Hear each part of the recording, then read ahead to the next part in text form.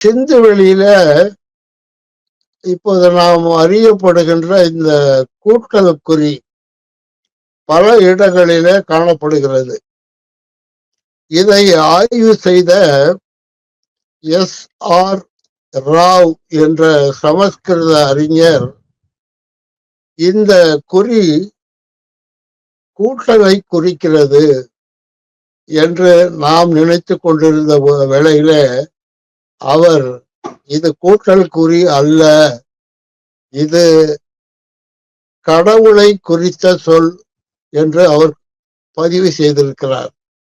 மேலும் அந்த சொல்லை, அந்த எழுத்தை, அந்த குறியீட்டை அவர் கா என்று படிக்கிறார். ஆங்கிலத்தில் சொல்வதென்றால் KA, கா என்று படிக்கிறார். கா என்பது தமிழிலே உயிர்மை எழுத்தில் முதல் உயிர்மை எழுத்து என்பது நமக்கு எல்லோருக்கும் தெரியும்.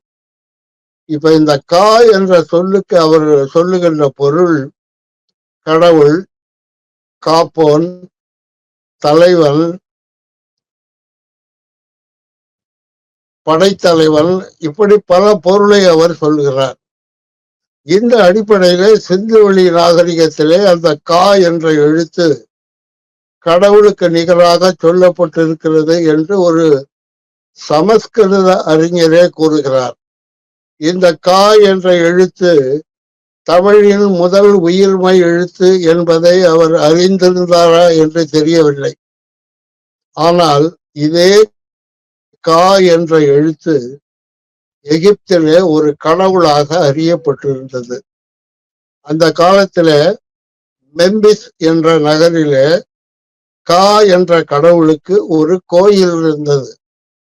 அந்த கா என்ற கடவுளுக்கு படைப்பவன், அந்த பூசாரி, அந்த நாட்டு மன்னன் மட்டும்தான். மற்றவர்கள் யாரும் படைக்க கூடாது. ஆகவே இந்த படை என்ற சொல்லும் எகிப்திய மொழியிலே காணப்படுகிறது. மன்னன் படைக்கும் போது அவன் பூசாரியாகவும், படைகளை நடத்தி செல்லும் தலைவனாக இருக்கும் போது அவன் படைத்தலைவனாகவும் அறியப்படுகிறான். அந்த கா என்ற கடவுளுக்கு படைத்ததனால அந்த கோயில் கா படை என்று சொல்ல